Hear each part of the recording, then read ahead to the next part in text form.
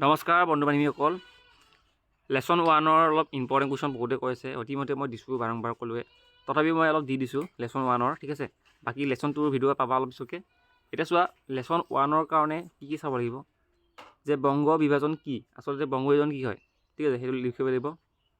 আৰু বংগ বিভাজনৰ তিনিটা কি গুৰুত্বপূৰ্ণ ফলাফল লিখিব লাগে, ঠিক আছে। এইটো ইম্পৰ্টেণ্ট কুৱেশ্যন তোমালোকৰ 24ৰ কাৰণে,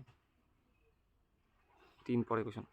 নেক্সট কুৱেশ্যন, এইটো পাঠৰ লেচন 1ৰ নেক্সট কুৱেশ্যন কৰিছোঁ যে ভাৰতবৰ্ষত স্বদেশী আন্দোলনৰ কালচোৱাত মুছলিম লীগৰ সম্পৰ্কে লিখা, ঠিক আছে। মুছলিম লীগৰ উত্থাপনৰ সম্পৰ্কে লিখা আহিব পাৰে, এইটো ইম্পৰ্টেণ্ট। নেক্সট, ব্ৰিটিছ শাসনকালত হোৱা বংগ বিভাজনৰ কাৰণ লাগিব, ইয়াৰ ফলাফল, ঠিক আছে। এইটো বহুত দৰকাৰী, এইটো অলপ 5 মাৰ্কছৰ কুৱেশ্যন হয়। তথাপি তোমাৰ কি কৰিবা, এইটো চাৱাৰ প্ৰয়োজন, পইণ্টত লিখিবা এনচাৰবোৰ, ঠিক আছে। পেৰেগ্ৰাফ নিলিখিবা, বহুতে কি কৰে পেৰেগ্ৰাফত লিখে, পেৰেগ্ৰাফত নিলিখিবা, পইণ্টত লিখিবা, লাইন বাই লাইন পইণ্টত লিখিবা এনচাৰবোৰ। নেক্সট কুৱেশ্যন, এবাৰ এইটো অলপ ইম্পৰ্টেণ্ট হৈ আছে, মই চাই লোৱা, যে স্বদেশী আন্দোলনৰ সময়ছোৱাত জাতীয় কংগ্ৰেছে, ঠিক আছে, জাতীয় কংগ্ৰেছে বংগ বিভাজনৰ বিৰুদ্ধে কি ভূমিকা পালন কৰিছিলে, কোনে, জাতীয় কংগ্ৰেছে।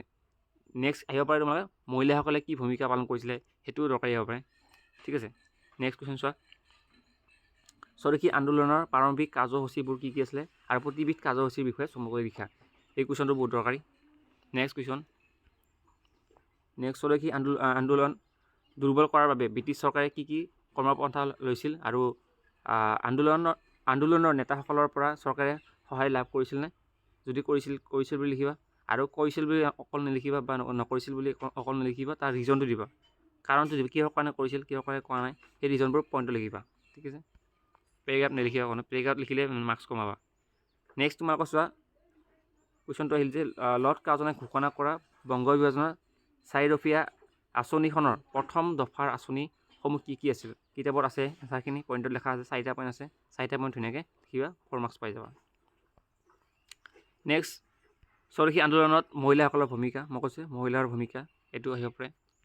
নেক্সট তোমালোকৰ লাষ্ট এটা কুৱেশ্যন, সেইটো হৈছে স্বদেশী আন্দোলনৰ সময়ছোৱাত বংগদেশৰ জাতীয় শিল্পৰ বিকাশৰ কথা আহিছে। যোৱা বছৰ মানে 2023ত কি আছিল, জাতীয় শিক্ষাৰ বিষয় আছিলে, কিন্তু এবাৰ 2024 জাতীয় শিল্পৰ বিষয় আহিব পাৰে, ঠিক আছে। 23ত যদি শিক্ষাৰ বিষয় হৈছে, তেনেহ'লে শিল্পৰ বিষয় আহিব পাৰে 24ত। সেইটো কাৰণে অলপ সাৱধান, এইকেইটা প্ৰশ্ন ভালকৈ চাই যাবা। আৰু লেচন 1ৰ এইখিনি আছিলে 4 মাৰ্কছৰ কুৱেশ্যন এটা, ইয়াৰ পৰাই 4 মাৰ্কছৰ কুৱেশ্যন এটা আহিব, তেনেহ'লে এইখিনিয়ে চাইবা।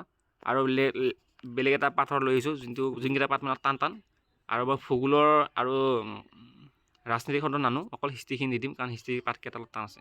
Thank you so' much.